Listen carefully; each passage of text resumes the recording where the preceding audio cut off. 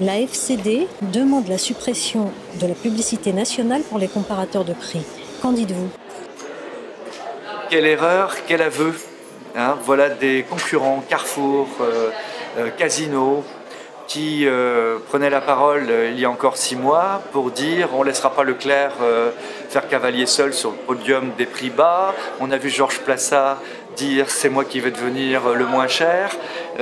On les voit paraphraser nos campagnes de publicité comparative pour essayer de les dégommer ou de faire passer leur propre message. Et voilà ces entreprises qui tenaient en si peu de temps un discours nouvellement découvert de discounters qui tout d'un coup appelle à la paix des braves et à l'entente et qui invoque en plus les pouvoirs publics pour essayer d'asseoir un accord de l'ensemble de la distribution pour arrêter la publicité comparative. Allons donc, c'est quand même pas la publicité qui fait baisser les prix, c'est la concurrence. C'est donc un aveu, c'est un aveu formidable qu'elles n'en veulent pas de cette concurrence.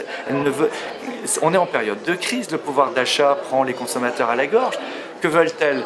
Couper le consommateur de l'information pour savoir qui est le moins cher.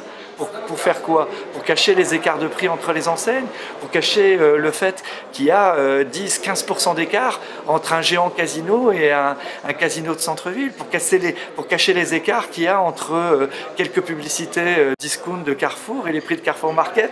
Allons donc, l'aubaine était trop belle pour moi, il fallait que je le dénonce. Évidemment, ils n'obtiendront jamais l'interdiction de la publicité comparative. Et d'ailleurs, quand même, quelle hypocrisie, quel contresens des chefs d'entreprise libéraux qui se revendiquent comme tels dans le discours et dans le dialogue au pouvoir public, qui viennent demander au pouvoir public de leur enlever une liberté. C'est louche.